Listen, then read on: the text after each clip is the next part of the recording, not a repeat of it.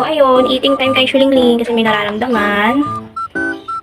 Tapos may pigeon na nakikialam. O, di ba? Nakikiagaw pa, oh.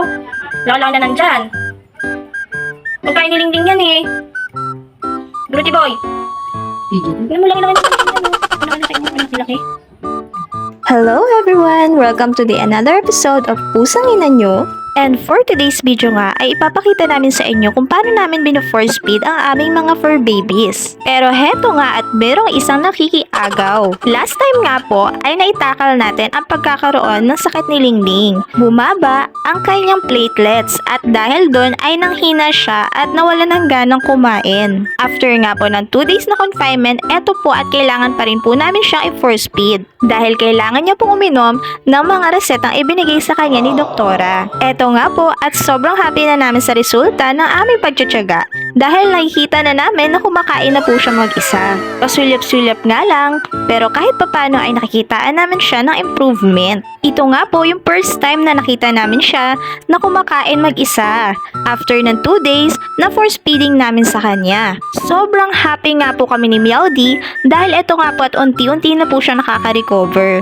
At syempre malaking tulong ang pag-aalaga sa kanya ng kanyang mama cat na si Chloe. Eto nga po at magkasabay na po silang kumakain. At after nga po na ilang weeks naming pagtatrabaho ay hindi po namin kinakalimutan ni Meowdy na mag-unwind. Dahil super na-stress po talaga kami dahil ilang pusa po namin ang nagkaroon ng sakit. Pero syempre hindi po natin pwedeng kalimutan ang pasalubong natin sa mga PG nating mga alaga. Kaya lang dahil tight ang ating budget, isa lamang po ang nabili natin para sa kanila. At isa na rin sa dahilan ay medyo expensive ang mga cat food dito po sa Pet Express. Kaya heto at puro window shopping muna ang kapusang ina nyo. Hayaan yung mga kapusa, malay mo one of these days i-manifest natin na makapamili tayo ng maramihan dito po sa Pet Express. Dahil sobrang daming cute pet supplies ang makikita nyo po dito. Isa nga po sa umago ng atensyon ko itong isang food container na meron pang pedal.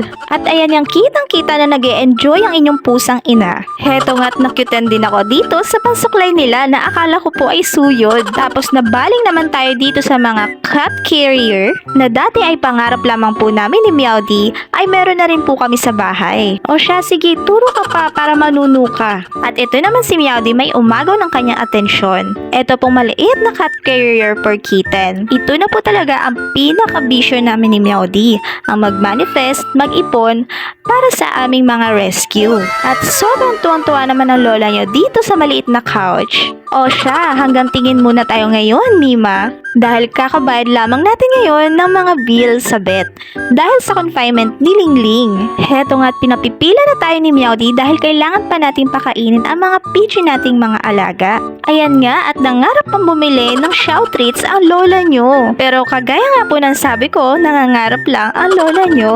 Madalas po talaga mga kapusa, tuwing lumalabas kami ni Meowdy ay hindi namin nakakalimutan na bumili ng para sa aming mga rescue. Dahil sigurado po pag uwi namin, lahat po yan sila ay sasalubong sa amin. At dahil itinuturing na rin po namin silang mga anak, every per parent naman po siguro ay ganito rin ang trato nyo sa inyong mga alaga. Kaya pagdating namin sa bahay, eto at binuksan ko na ang parcel na galing kay Shopee dahil binilan namin sila ng mga bagong kainan. Ayan nga po at excited na silang kumain ng kanilang pasalubong. Nakakatuwa nga po dahil kahit anuman po ang dala natin sa kanilang pag-uwi ay talagang sobrang na-appreciate nila. Medyo nakakaloka lang talaga dahil hindi namin maintindihan kung bakit mayat-maya sila gutom. Kahit mga bagong kain lamang po sila. Pero para sa amin po ni Meowdy ay mas okay nang kumakain sila kaysa mga wala po silang ganang kumain. Dahil another stress na naman po namin kapag mga wala silang ganang kumain. Ayan at kitang-kita nyo naman po mga kapusa kung paano spoiled ang mga tiyanak na yan. At ito nga po, magbubukas tayo ng parcel na pinadala ng isa sa mga donor ni Lingling. Dahil needs na needs pa rin po niyang kumain ng mga soft food. Super thankful at blessed po kami ni Meowdy sa mga nakaka-appreciate